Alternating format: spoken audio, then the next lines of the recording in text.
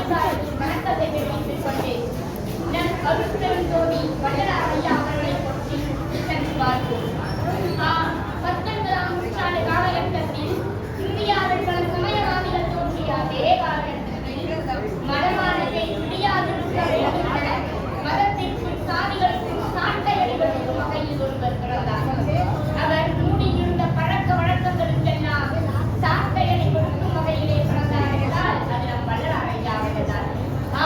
கண்மூடி பழக்கமெல்லாம் மண்மூடி போகட்டுமென முன்னேற்ற கழகங்களுக்கு முகமுறைய முடியவர்.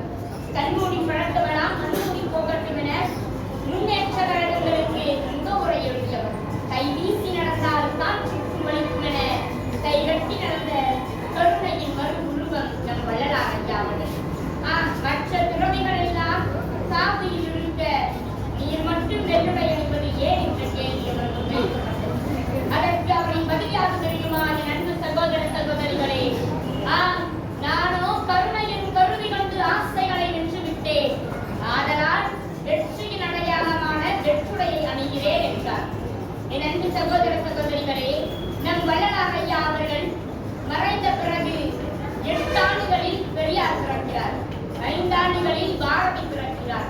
இவர்கள் இருவருக்குமே நம் வள்ளலாரினுடைய தாக்கம் இருக்கிறது என்றால் அது மிகையாகாது. ஏன் என்று தெரியுமா? பாரதி கண்ட அக்னி குன்றும் பெரியாரே தீ பகுத்தறிவு தீப்பந்தமும் நம் வள்ளலார் ஐயா அவர்கள் ஏற்றிய நெருப்பு பந்ததானே என்பது நமக்கு வரலாறு அறிவுறுத்தும் உண்மை. நமக்கு வரலாறு அறிவுறுத்தும் உண்மை. எது சைவம், எது அசைவம்? சாலையில் விழுந்து கிடக்கும் ஆட்டுக்குட்டியை பார்த்து கண்களில் நீர் கூறினால் அது சைவம், வாய்களில் நீர் கூறினால் அது அசைவம் என்கின்றார் வாரியார். உச்ச உயிரினங்களை பார்த்த போதெல்லாம் கண்களில் நீர் கூறிய கருணையின் ஒளி நம் வள்ளலார் ஐயா அவர்கள் என்பதில் எந்த ஒரு அச்சமும் கிடையாது.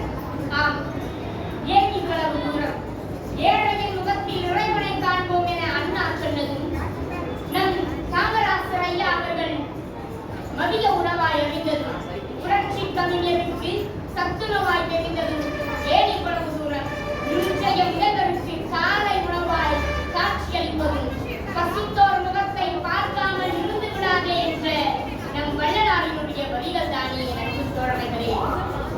கருணையின் மறு உருவம் நம் வள்ளலார்.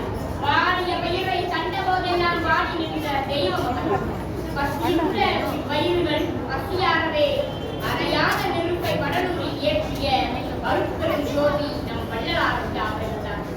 மருள் நீக்கி நல் அருள்தந்து மருள் நீக்கி நல் அருள்தந்து மரணமில்லா பெரு வாழ்வை பெற்றவர் நம் வள்ளலார் ஐயா அவர்களைத் தான் அது மிகையாகாது. நம் திருக்குறளை பற்றி பெற்றுவார்கள். உண்மை, பெருமை, பொறுமை, வாய்மை, சுயகட்டுப்பாடு, நன்றி உணர்வு, இறையாண்மை, இன்ப மகிழ்ச்சி என 133 அதிகாரங்களையும் 1330 வைரன் மணிகளையும் கொண்டது நம் திருக்குறள்.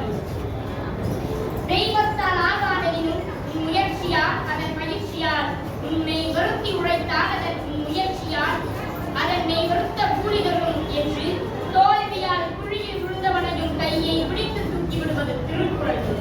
இந்த உலகில் உள்ளவை மொத்தமாக அழிந்து போனாலும் திருக்குறள் மட்டும் இருந்து விட்டால் போதும், அனைத்தையும் புதுப்பித்து விடலாம் என்கின்றனர் நம் சான்றோர்கள். அனைத்தையும் புதுப்பித்து விடலாம் என்கின்றனர் நம் தமிழ் சான்றோர்கள். கடலையும் தாண்டி நிற்கிறது நம் முப்பாலின் திருப்புமுனை. அப்பனுக்கு அப்பனாம் அவனுக்கும் பாட்டனாம் நம் திருவள்ளுவர் அறிவுதுணை. சிறு வட்டத்தால் குறுகாது வழியும் தப்பாது நம் செதுக்கிய வைர நெறிகள். இறுதியாக ஒன்றை மட்டும் கூறிக்கொண்டு நான் விடைபெறுகிறேன். திருக்குறளை படித்தால் வாழ்வு புரியும், அறம் வளரும், அன்பு பெருகும், நேர்மை வளரும், நம் வாழ்வில் உயிர் வளரும். ஆகவே என் அன்பு சகோதர சகோதரிகளே, திருக்குறள் கிடைத்திருக்கிறது நமக்கு வரமாக.